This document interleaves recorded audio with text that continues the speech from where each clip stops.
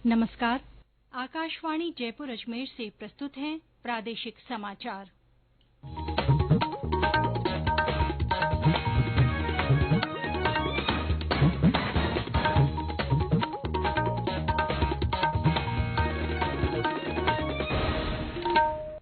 मुख्य समाचार। प्रधानमंत्री नरेंद्र मोदी कल राष्ट्रीय पंचायती राज दिवस के मौके पर मध्य प्रदेश से देश भर की सभी ग्राम सभाओं और पंचायती राज संस्थाओं को संबोधित करेंगे। राज्यपाल कलराज मिश्र ने नई शिक्षा नीति के तहत उच्च शिक्षा में सकल नामांकन अनुपात 50% तक ले जाने के लिए योजनाबद्ध और समन्वित प्रयास किए जाने पर जोर दिया। प्रदेश में कल से महंगाई राहत शिविर शुरू होंगे। मुख्यमंत्री अशोक गहलोत जयपुर की महापुरा ग्राम पंचायत से शिविर का शुभारंभ करेंगे। और प्रदेश में आज कई स्थानों पर तेज हवा के साथ बारिश, अगले 3 दिन मौसम शुष्क रहने का पूर्वानुमान।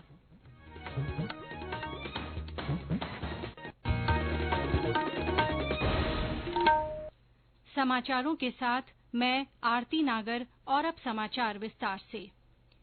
प्रधानमंत्री नरेंद्र मोदी कल मध्य प्रदेश का दौरा करेंगे। श्री मोदी मध्य प्रदेश के रीवा में राष्ट्रीय पंचायती राज दिवस के मौके पर करीब 17,000 करोड़ रुपए की विभिन्न परियोजनाओं की आधारशिला रखेंगे और राष्ट्र को समर्पित करेंगे। इस अवसर पर वे देश भर की सभी ग्राम सभाओं और पंचायती राज संस्थाओं को भी संबोधित करेंगे। कार्यक्रम के दौरान प्रधानमंत्री पंचायत स्तर पर सार्वजनिक खरीदारी के लिए एक एकीकृत ई ग्राम स्वराज और जैम पोर्टल का उद्घाटन करेंगे। ई ग्राम स्वराज को सरकार के ई मार्केट प्लेस के साथ एकीकृत करने का उद्देश्य पंचायतों को जैम के माध्यम से माल और सेवाओं की खरीदारी करने में सक्षम बनाना है। इस अवसर पर प्रधानमंत्री करीब 35 लाख लाभार्थियों को स्वामित्व प्रॉपर्टी कार्ड सौंपेंगे। सबको आवास के लक्ष्य को पूरा करने की दिशा में श्री मोदी प्रधानमंत्री ग्रामीण आवास योजना के तहत 4 लाख से अधिक लाभार्थियों के गृह प्रवेश कार्यक्रम में भी हिस्सा लेंगे।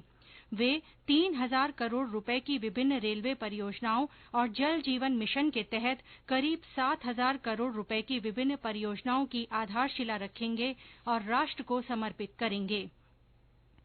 प्रधानमंत्री ने हाल ही में अरुणाचल प्रदेश में 254 4G मोबाइल टावर राष्ट्र को समर्पित किए जाने की प्रशंसा की है। केंद्रीय विधि और न्याय मंत्री किरेन रिजिजू के एक ट्वीट पर श्री मोदी ने कहा कि इस हाई स्पीड इंटरनेट सुविधा का इस क्षेत्र के सुदूर गांवों में रहने वाले लोगों के जीवन पर महत्वपूर्ण प्रभाव पड़ेगा।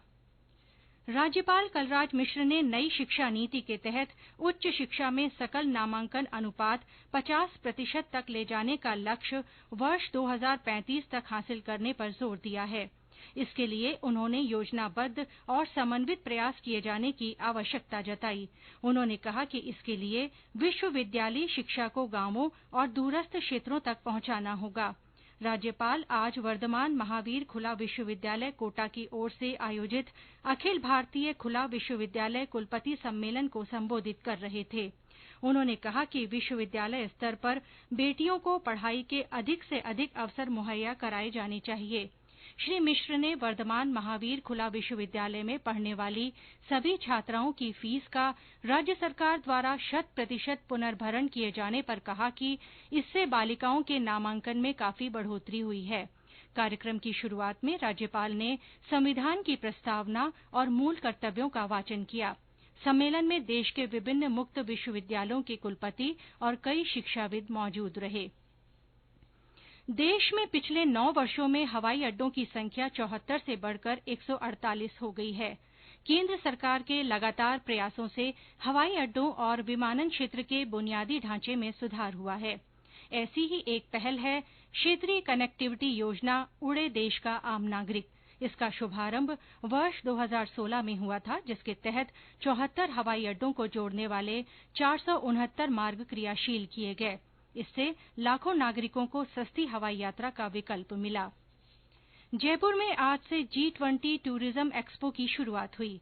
पर्यटन मंत्री विश्वेंद्र सिंह ने एक निजी होटल में 3 दिन तक चलने वाले इस एक्सपो का उद्घाटन किया। इस अवसर पर उन्होंने कहा कि राजस्थान में पर्यटन के क्षेत्र में अपार संभावनाएं हैं। श्री सिंह ने कहा कि सरकार ने पर्यटन को बढ़ावा देने के उद्देश्य से इसे उद्योग का दर्जा दिया है। ये समाचार आकाशवाणी जयपुर अजमेर से प्रसारित किए जा रहे हैं। प्रदेश में कल से महंगाई राहत शिविर आयोजित किए जाएंगे। 30 जून तक आयोजित होने वाले इन शिविरों के माध्यम से आमजन को राज्य सरकार की जन कल्याणकारी योजनाओं से जोड़ा जाएगा। मुख्यमंत्री अशोक गहलोत कल जयपुर जिले की महापुरा ग्राम पंचायत से महंगाई राहत शिविर का शुभारंभ करेंगे। मुख्यमंत्री ने प्रदेश की जनता को राज्य सरकार की विभिन्न योजनाओं का फायदा पहुंचाने के लिए सभी विभागों के अधिकारियों को निर्देश दिए हैं। उन्होंने लोगों से आह्वान किया कि वे महंगाई राहत शिविरों में सरकारी योजनाओं का लाभ लेने के लिए पंजीकरण करवाएं। इन शिविरों में पंजीकरण करवाने के बाद सरकार की 10 योजनाओं का लाभ पात्र व्यक्तियों को मिल सकेगा। प्रदेश की 11,283 ग्राम पंचायतों और 750 शहरी वार्डों में ये शिविर लगाए जाएंगे। प्रदेश के विभिन्न जिलों में महंगाई राहत शिविरों को लेकर जिला प्रशासन ने तैयारियां पूरी कर ली हैं। सवाईमाधोपुर जिले में प्रशासन गांव और वार्डों में लगने वाले राहत शिविरों के अलावा स्थायी कैंपों के लिए जगह भी चिन्हित कर रहा है। दौसा, करौली, डूंगरपुर, बाड़मेर, श्रीगंगानगर, झालावाड़ और भीलवाड़ा सहित कई जिलों में कलेक्टरों ने शिविरों के दौरान होने वाली गतिविधियों की जानकारी दी। झुंझुनूं में इन शिविरों को लेकर आज जिला परिषद सभागार में जनप्रतिनिधियों की कार्यशाला आयोजित की गई। बारां जिले में भी शिविरों को लेकर प्रशासन ने सभी तैयारियां पूरी कर ली हैं। शिविरों से संबंधित संपूर्ण जानकारी वेबसाइट महंगाईराहतcamp.rajasthan.gov.in या टोल फ्री नंबर 181 से प्राप्त की जा सकती है। राज्य सरकार ने विभिन्न योजनाओं के तहत कृषि और किसानों के विकास के लिए 592 करोड़ रुपए का प्रावधान किया है। इस संबंध में प्रस्ताव को मुख्यमंत्री अशोक गहलोत ने मंजूरी दे दी है। योजना के तहत 5 लाख भूमिहीन श्रमिकों को हस्तचालित कृषि यंत्र खरीदने के लिए प्रति परिवार 5,000 रुपए का अनुदान दिया जाएगा। वहीं चालू वित्तीय वर्ष में 1 लाख किसानों को 250 करोड़ रुपए के कृषि यंत्र, 50,000 पशुपालक किसानों को अनुदानित दर पर यंत्र उपलब्ध कराए जाएंगे। साथ ही कृषि स्नातक बेरोजगार युवाओं को भी 1,000 ड्रोन उपलब्ध कराने के लिए 4-4 लाख रुपए तक का अनुदान दिया जाएगा। प्रदेश में मौसम का मिजाज बदलने से आज कई स्थानों पर तेज हवा के साथ बारिश हुई। बारिश होने से लोगों को गर्मी से थोड़ी राहत मिली। राजधानी जयपुर में दोपहर बाद बूंदाबांदी हुई। झुंझुनूं और हनुमानगढ़ जिले में कुछ स्थानों पर हल्की बारिश हुई।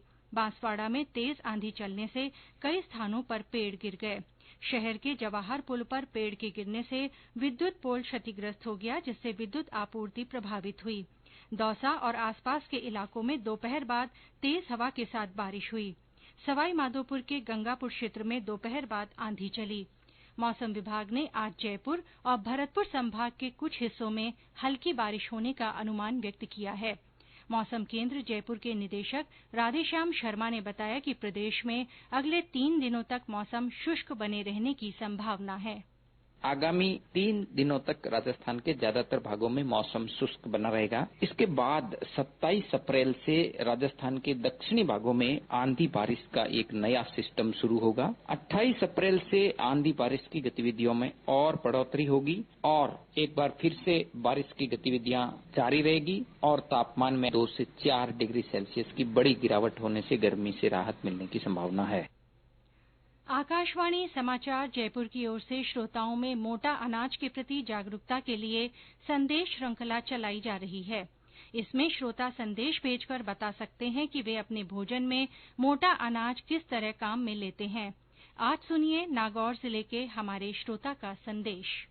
मैं रामदेव पचार, ग्राम पचारो बीचों की ढाणी पोस्ट देऊ, तहसील खींवसर, जिला नागौर। मोटा अनाज जैसे कि बाजरा राजस्थानी लोगों का सबसे पसंदीदा अनाज है। यहाँ के लोग अलग अलग प्रकार से बाजरे को अपने भोजन में उपयोग में लेते हैं। मुख्यतया तो बाजरे की रोटी बनाई जाती है, लेकिन विशेष अवसरों पर बाजरे के विशेष पकवान बनाए जाते हैं। अक्षय तृतीया के अवसर पर बनने वाला बाजरे का खीच स्वाद में तो लाजवाब होता ही है, साथ ही शरीर की पाचन क्रिया के लिए भी बेहद फायदेमंद होता है। ग्रामीण इलाकों के बुजुर्ग लोग तो हमेशा ही गुड़ और गाय के देसी घी के साथ बाजरे के खीच का लुत्फ उठाते हैं। ये खीच इम्यूनिटी बूस्टर के रूप में भी जाना जाता है।